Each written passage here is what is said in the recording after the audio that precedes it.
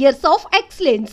Sun International Institute of Tourism and Management. ఫైనాన్షియల్గా yes అండి, అంటే ఇంట్రెస్ట్లో ఇల్లు అండి. ఐ వుడ్ సే నేను కట్టిన ఇల్లు, నేను చేసిన మేజర్ తప్పు ఏంటంటే ఇల్లు ఆపేసి ఉండాలి. స్టార్ట్ చేసిన 6 monthsకి నా డౌన్ఫాల్ స్టార్ట్ అయింది కెరియర్లో. Okay okay. సో అప్పుడే మా రెమ్యునరేషన్స్ పడిపోయి సినిమాలు ఫ్లాప్లు అయిపోయి ఇవన్నీ జరిగినాయి. సో ఫ్యామిలీని డిసప్పాయింట్ చేయకూడదు, వాళ్ళకి తెలియకూడదు నా ప్రాబ్లము అనేది, అది పర్సనల్గా సెంటిమెంటల్గా తీసేసుకుని విపరీతంగా అప్పులు చేసేసి ఇల్లు కట్టేశాను. Okay okay. అండ్ న్యాచురల్ ఇంట్రెస్ట్లు మీకు తెలిసి ఎట్ట పెరుగుతాయి, అది 15-20 ఏళ్ళు ఇంట్రెస్ట్ కట్టాను. అండ్ న్యాచురల్లీ చాలా డబ్బు వెళ్ళిపోతుంది కదా. So I would say that is the major loss. ఇప్పుడు ఆ పెయిన్ మీరు ఇంట్లో చూపించేవాళ్ళు కదా, మరి తెలిసే ఏదో క్షణంలో పసిగట్టాలి కదా ఇంట్లో వాళ్ళు. పసిగట్టడానికి మనం ఎక్స్ప్రెస్ ఎంతో కొంత ఇప్పుడు బయటపడి మనం ఇప్పుడు వాళ్ళకి అంటే అసలు పైసలు లేని సిచ్యువేషన్ తీసుకెళ్ళి వాళ్ళని ఇబ్బంది పెట్టి లేదా ఫ్రస్ట్రేషన్లో వాళ్ళ మీద అరిసి రకరకాల అట్లాంటివి చేస్తే ప్రాబ్లం వస్తుంది. కానీ సో వాళ్ళు ఏమనుకుంటారు, ఏదో చేస్తాడులే, ఏదో పడుతున్నాడు పడని బయట పడతామని హోపే ఉంటుంది వాళ్ళకి. అలాంటి నా ఫ్యామిలీ అటువంటిది. ఇంకో ఫ్యామిలీ అయితే ఛాన్స్ ఉండేది కదా. ఇంకోళ్ళు అయితే గ్యారంటీగా రాసి రంపాన్ని పెట్టి ఇక మామూలుగా ఉండేది కదా situation. I got away. That's why I said I'm very lucky. So I better be happy. And మీ మీద ఒక చిన్న కంప్లైంట్ ఏంటంటే, జగపతి బాబు గారు ఎవరి మాటైనా నమ్మేస్తారు, ఒక స్టేబుల్గా ఉండరు ఆయన. ఇవాళ నేను వచ్చి ఒక విషయం చెప్తే అది వింటారు, యాక్సెప్ట్ చేస్తారు. మళ్ళీ ఇంకో పర్సన్ వచ్చి నా గురించి చెప్తే మళ్ళీ డైవర్ట్ అయిపోతారు. స్టేబుల్గా ఉండదు ఆయన మెంటాలిటీ. అందులో డిసిషన్స్ రాంగ్గా తీసుకుంటారు అన్నది ఒక ఉంది. ఎంతవరకు నిజం అది? దీంట్లో డెసిషన్ అంటే ఏ కాంటెక్స్ట్ ఇది? ఏ విషయమైనా, ఒక సపోజ్ నేను ఏదో ఫలానా సినిమా ఏదో ఏ ఇష్యూ అయినా కావచ్చు, నేను వచ్చి చెప్పిన మాట నమ్ముతారు, మళ్ళీ ఇంకో పర్సన్ వచ్చేసి ఫలానా వాడు తప్పు అంటే ఇమ్మీడియట్గా మీరు షిఫ్ట్ అయిపోతారు అన్నది. అలా అయితే సక్సెస్ అయ్యేవాడిని కదా. ఓకే, అది సినిమాని కాదు, ఎనీథింగ్లో I'm successful in life also. Okay, అట్లా అనుకుంటే okay. There are so many situations. Okay, ఇప్పుడు యాజ్ ఇట్ ఈస్ చిన్నప్పటి నుంచి ఉన్న ఫ్రెండ్సే ఉన్నారు. ఎవరి మాట అయినా నేను పోగొట్టుకోలేదు. నా ఫ్యామిలీ నాతో ఉంది, మా ఫాదర్స్ ఫ్యామిలీ నాతోనే ఉంది. ఎవరితోనూ గొడవలు లేవు, ఎవరితోనూ ఇష్యూస్ లేవు. It is I listen to people. Okay, అందరు చెప్పేది వింటానండి, డెఫినెట్గా వింటాను. బికాజ్ అందరు చెప్పేది వినాలి కూడా. డెసిషన్ నేను తీసుకుంటా 100%. డెసిషన్ నా సోలో డెసిషనే. ఎవడు చెప్పింది నేను విని డెసిషన్ తీసుకోను. అందరిది వినేసి రైట్ ఆర్ రాంగ్ నేను డెసిషన్ తీసేసుకుంటా. This is what my character. మీరు క్విక్ డిసిషన్ మేకరా ఆర్? డిపెండ్స్ అండి. అది ఇమీడియట్ అంటే అది పర్ఫెక్ట్గా స్ట్రైక్ అయితే అది తెలుస్తుంది మనకి, ఇంట్యూటివ్గా తెలుస్తుందండి. ఇది 100% ఓకే అంటే వెళ్ళిపోతాను ఇంకా. సో ఇప్పుడు అట్లా అనుకుంటే అంతఃపురాలు చేయకూడదండి, వెబ్ సిరీస్ చేయకూడదు, సినిమాల వరకు చూస్తే. అండ్ న్యాచురలీ ఫ్యామిలీ మీద కంప్లైంట్లు, సిస్టర్ వాళ్ళ మీద కంప్లైంట్లు, ఇట్లాంటివన్నీ చేస్తూ ఉంటారు ఫ్యామిలీలు, తెలుసు కదా. అవన్నీ నేను ఎప్పుడు కన్సిడర్ కూడా చేయలేదు. ఎటు చూసినా that's totally wrong this thing. వింటాం 100% వింటాను. బికాజ్ ఎవరు ఎట్లా ఫీల్ అవుతున్నాడు అనేది నాకు తెలియాలి ఒకటి. రెండోది I learn a lot of acting from that by listening. మన సినిమాకి వస్తే సైరా నరసింహారెడ్డి ఎలా ఉండబోతుంది మీ క్యారెక్టర్ కానీ? అంటే ఇప్పుడు చేసిన వాటికంటే భిన్నంగా ఉండబోతుందా? క్యారెక్టర్ వేరేగా ఉందండి. Sye Raa of course is a huge film.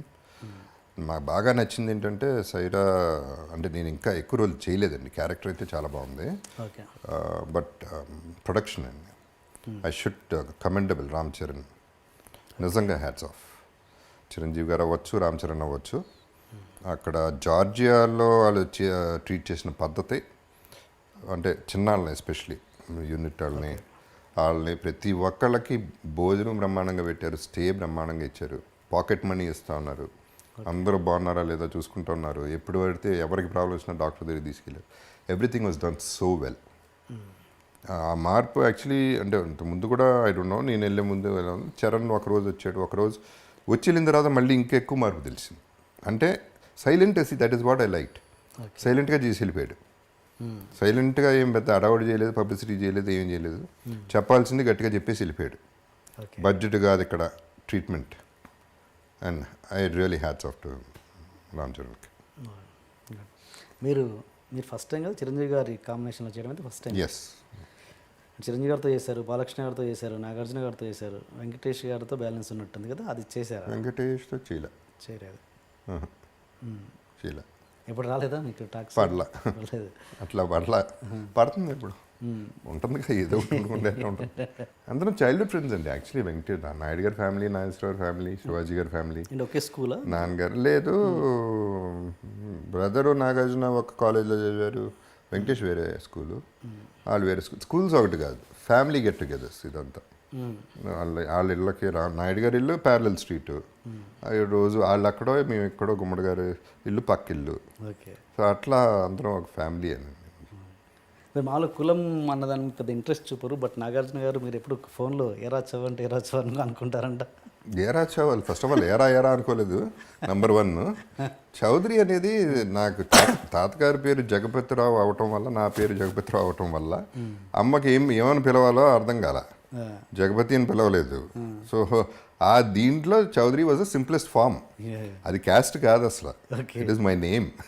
ఇంట్లో పెట్టిన నేమ్ చౌదరి, క్యాస్ట్కి సంబంధమే లేదు. ఓకే. అండ్ సో అదేంటి చౌదరి బికేమ్ చౌ, ఫ్రెండ్స్లో చౌ అయిపోయింది అంతే. చౌ ఇస్ నాట్ అ క్యాస్టే. ఆయన మంచి అంత క్యాస్ట్ ఫీలింగ్ ఉంటే చౌదరి అని పిలవాలి. అంటే మీరు నాగార్జున ఈయన గురించి మాట్లాడదాం ఒకసారి. ఆయన ఫీలింగ్ ఎలా ఉండేది? మీరు కూడా ఆయనతో చాలా క్లోజ్ కాబట్టి నాగార్జున గారు, ఇంతకుముందు అర్జున్ గారి గురించి అడిగినట్టు నాగార్జున గారు మీకు ఏమైనా సజెషన్స్ ఇచ్చేవాళ్ళ ఎప్పుడైనా? నాగార్జున గారు ఫస్ట్ ఆఫ్ ఆల్ నాకంటే 2-3 years ఓల్డర్ అండి, అండ్ బ్రదర్ ఫ్రెండ్ ఎక్కువ.